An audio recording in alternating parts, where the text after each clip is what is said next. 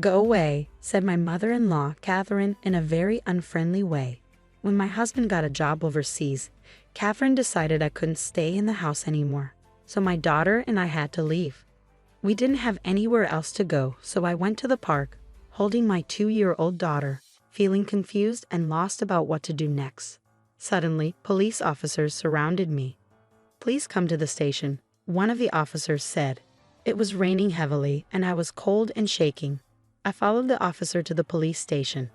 When I got there, someone unexpected was waiting for me. "My name's Emma, and I'm going to be 35 this year. I met my husband Bob at work, and after a year of dating, we got married. When we got married, I stopped working, and 2 years ago, our daughter Lily was born. Right now, I live with Bob, Lily, and my mother-in-law, Catherine. We used to rent a place, but after Catherine's husband passed away and she started having trouble with her knees, we decided to all live together and bought a new apartment. We thought about buying a house, but because Catherine's knees aren't so good, we figured it'd be better to live somewhere near public transportation. Buying an apartment was cheaper than a house back then, and it has an elevator, which makes things easier for us. Catherine also liked the idea of the apartment, so we put some money down and got a loan that will pay off over 35 years. Bob's job often involves traveling or moving to different places, but after we bought the house, we were told he wouldn't have to relocate anytime soon. However, he still travels a lot for work, about once a week to other states. Having a 2-year-old daughter, I feel really stressed when Bob goes away on these trips. At first, Catherine, my mother-in-law, was helpful, but now she doesn't pitch in with taking care of Lily at all. Instead, she makes more work for me. For example, she leaves dirty dishes lying around after eating, and she doesn't even bother to rinse cooking utensils, which makes them really hard to clean later. Even when I ask her to at least rinse them, she just says sorry and promises to do better next time, but she doesn't follow through. I noticed something strange recently. She rinses the dishes when Bob is around, but not when it's just me.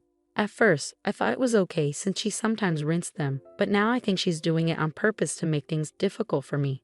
It's not just about the dishes either.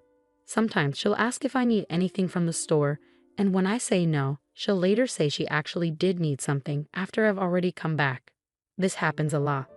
Considering Catherine's knee problems, I try my best to help her with moving around, but my willingness to assist has been decreasing over time. Catherine's behavior started not long after we all started living together, and it's been happening for years now. When I talked to a friend about it, she said, "That sounds like she's bullying you. Why don't you talk to Bob? I think he might help." But I worried that if I talked to Bob about it, Catherine, who doesn't have any other family, might end up in a care facility. So I thought it might be best for me to just put up with it. However, one day, something happened that made me reconsider. That day, I was planning to drop Lily off at my parents' house. They always enjoyed having Lily over and suggested I stay the night too. I wanted to, but I felt uneasy about leaving Catherine alone at home. So after a short chat with my parents, I decided to head back to the apartment where Catherine was waiting. When I got there, I realized I had left my keys at home, which left me feeling worried. But then I remembered that Catherine was home, so I decided to ring the intercom to get inside. I pressed the button and waited for her to answer, but there was no response. I wondered if she had gone out, so I waited outside for a while. But even after waiting for about 2 hours, Catherine didn't come back. It was getting dark, and I was getting worried. Just as it was getting dark, another resident returned, and I followed them inside when they unlocked the main entrance. I was sure Catherine was at home because she rarely went out at night. So I pressed the intercom button outside our apartment, but still there was no answer. I waited by the door for a while, and then I heard a faint sound from inside, which meant Catherine was there. I tried the intercom a few more times, but Catherine didn't come out. Feeling defeated, I decided to stay at a nearby motel for the night. I planned to go back home when Bob returned from his business trip. When I told Bob what happened with Catherine locking me out, he was understandably upset. But Catherine just brushed it off, saying she might not have heard me because of her age. I could tell she was smirking though. I was relieved to be back inside and grabbed my keys to pick up Lily from my parents' house. After talking to my parents about what happened, they offered me comfort and told me I could always come back to stay with them if things got too tough. Their words brought tears to my eyes, but I quickly wiped them away before heading home with Lily. For a while, things were okay with Catherine, But then, unexpectedly, Bob's transfer to another country became permanent. He asked me what I thought about it, but I couldn't give him an immediate answer. Considering the potential stress it could cause Lily, I decided it would be best for her and me to stay in the US. Soon after we decided I and Lily would stay in the US while Bob went to Europe, he had to leave. He was worried about us, but he was so busy with work that he didn't have much time to think about it. So it was just me, Lily, and Catherine at home. But as expected, things went downhill with Catherine once Bob left. On a stormy day, when it was unsafe to go outside, Catherine dropped a bombshell on me. She suggested that Lily and I should move out now that Bob was gone. "Excuse me, what do you mean?" I asked, shocked. "Just what I said. I think it would be better if you and Lily found somewhere else to live. I'll take care of things here. I just don't feel comfortable with strangers in the house. It would be best if you left right away," Catherine said. I couldn't believe what I was hearing. I've always tried to make living together with Catherine as good as possible. I've treated her like family even though we're not related. But to Catherine, it seemed like Lily and I didn't matter much at all. I was thinking about going back to my parents' house when Catherine suddenly said, "Why don't you just leave already?" Before I knew it, Lily and I were kicked out of our own home, just as we were, without even a chance to gather our things. No matter how hard I knocked on the door, Catherine wouldn't let us back in. I felt lost and confused. I carried Lily through the pouring rain to a nearby park.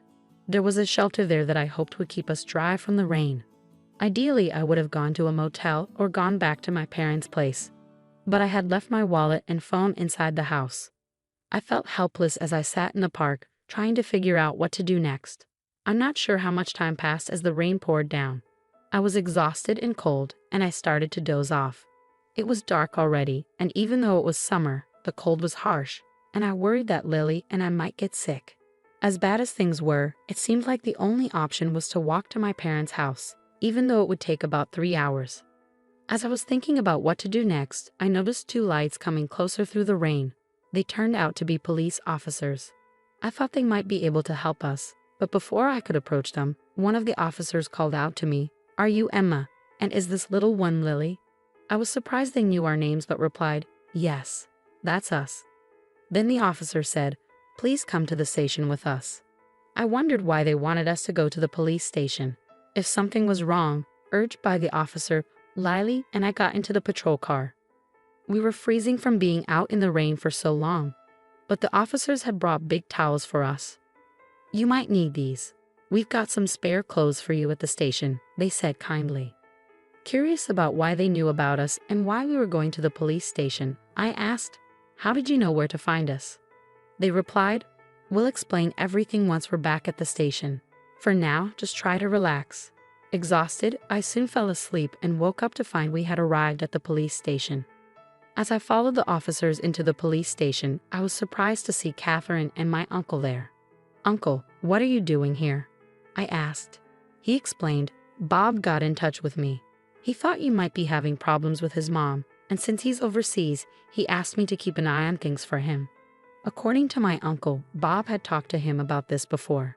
He said Bob wanted him to keep an eye on things since he couldn't be there himself. My uncle had seen us in the rain earlier today. He had thought about taking us in himself, but he thought Catherine's behavior was too extreme, so he reported it to the police. That's how the officers knew where to find us. Catherine had also been asked to come to the police station. She sat on a sofa, glaring at me, seeming confused about why she was there. "Why do I have to be here? My knee hurts, you know. If Bob were here, none of this would be happening," Catherine argued. But the whole situation had come about because Bob had asked my uncle for help. In the discussions with the police, it seemed like there could be legal implications to the events. So I was advised to think about hiring a lawyer. "An attorney? That seems like a big step." "I just locked the door, nothing more," Catherine protested. But my uncle intervened, pointing out that what she did was serious. Throwing me and a little child out in heavy rain isn't something that can be easily forgiven. He also clarified that I was actually the rightful owner of the house. Catherine was surprised, insisting that Bob, as the head of the household, should be the owner. But she was mistaken. My uncle, who works in real estate, had helped us get a great deal on a condo, and Bob had suggested putting it under my name. I hadn't thought much of it at the time, but now I was grateful I followed Bob's advice. Following my uncle's guidance, I decided to hire a lawyer. The lawyer explained that it would be tough to evict Catherine, so the best option might be to place her in a care facility. I immediately called Bob to update him. He hadn't expected things to escalate like this and said he wanted to come back from Japan to sort it out properly. He also mentioned that he was considering putting Catherine in a facility, unaware of the current situation. Despite being at the police station, Catherine seemed unconcerned as she casually snacked on some crackers. Since I couldn't go back home with her, I decided to stay at my parents' place until Bob returned. He was due back in a week, giving me time to figure out our next steps. If Bob didn't support me, divorce seemed like the only option. I regretted not seeking advice sooner. A week later, Bob returned from Europe and was at the house with Catherine. So I moved back home from my parents' place. Bob had to go back to Europe soon, so we needed to talk about what to do next. I heard some things from Emma's uncle. Is all of that true? Bob asked Catherine. It's all lies. I haven't done anything. Emma's plotting something to evict me. Catherine stubbornly denied any wrongdoing and accused me of scheming against her. Bob, who I thought would support me, seemed to be considering Catherine's side. I see. So do you have any evidence to prove Emma's plotting something? Bob asked Catherine. Evidence? No, of course not, she replied. Then Bob turned to me, asking, Emma, do you have any evidence? I hesitated, admitting, to be honest, I've been so busy with work I haven't been able to keep an eye on things.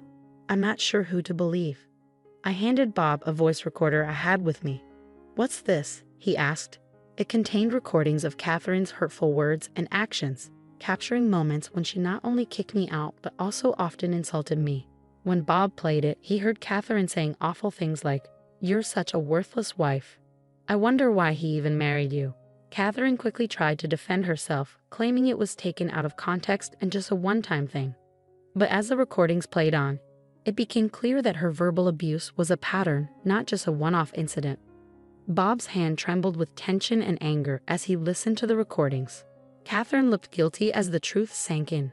Mom, what is this about? Bob demanded an explanation, but Catherine stayed silent. If you won't answer, then I have to believe this is all true.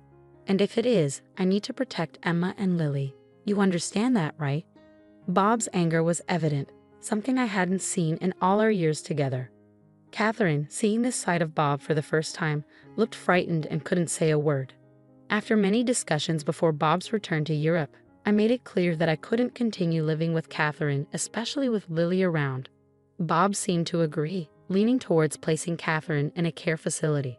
However, Catherine strongly opposed this, making the discussions complicated. Despite her objections, I decided to sell the house. So you can't stay here anymore. If you don't want to go to the facility, you'll need to find somewhere else to live, Bob told Catherine. She resisted the idea of selling the house, but it was necessary for our plans. Lily and I had decided to move to Europe. Bob regretted not being more present for his family and wanted to be there for us moving forward. Although I was unsure about living abroad, knowing Bob would be with us made me feel better. Plus, it would be good for Lily to experience life in Europe at her young age. Selling the condo, which still had a mortgage, was our only option. If we didn't sell it, Catherine would have to cover the mortgage, which she couldn't afford on her fixed income. Considering her future, it was important for someone to be there to assist her. Despite our efforts, Catherine refused to move into a facility, so we had to forcefully place her there. I'm sorry, but I have to head back to Europe. Could you take care of any procedures needed here? Bob asked before leaving. With help from others, I managed to finalize Catherine's admission into the facility. The staff at the facility kept me updated on Catherine's condition, but it seems she's struggling. It would be one thing if she was just feeling down, but she's been causing trouble for the staff and other residents. Before leaving for Europe, I visited her to check on her. But she lashed out at me, saying, "Why have you locked me up in this place?" She also complained to the staff about the food, the beds, and the other residents. When I apologized to the staff, they were understanding. "It's okay," one of them reassured me. "We're used to this kind of behavior. Just leave it to us. We'll keep you updated, and if anything happens, we'll let you know. So don't worry." Despite all the harassment I endured from Catherine when we lived together, I couldn't help but feel worried as I headed to Europe. Upon arriving in Paris, Bob met me at the airport and we went to the apartment we had rented. They say rents in Paris are higher than in Texas. But since Bob's company gives him a housing allowance, we were lucky to find a spacious and affordable place. The neighbors in our building are very friendly and have been kind to me, even though I don't speak French fluently. Just yesterday, a neighbor shared some wine and cheese with me. In return, I gave them some mac and cheese. I'm gradually learning French along with my daughter, Lily. I know there's a limit to self-study, so I've also enrolled in a language school. There are many Americans there, many of whom, like me, are new to France. I've made some friends and am really enjoying my life in Paris. Back in the States, I always had to worry about Catherine, which often prevented me from fully enjoying outings with friends. But here, I can indulge in leisurely lunches just the way I like. The only concern right now is Lily. She's still too young for kindergarten, as kids here usually start the year they turn 5. I hope she picks up enough French by then. Fortunately, Lily seems to be catching on pretty quickly. I'm thinking of getting a job once Lily starts preschool. Bob says he's okay with me staying at home, but living in Paris has made me want to explore more opportunities. Seeing how ambitious and confident people are here has ignited something within me. I've become friends with a waitress at a nearby cafe, and she hinted that there might be a job opportunity for me there. The cafe is popular not only among the American community, but also with many locals who are learning English. There might be challenges ahead, but since coming to France, Bob and I have been communicating much better. I feel more confident in expressing my feelings, and I believe that no matter what happens, we'll face it as a family. Right now, I feel happier than I've ever been in my life.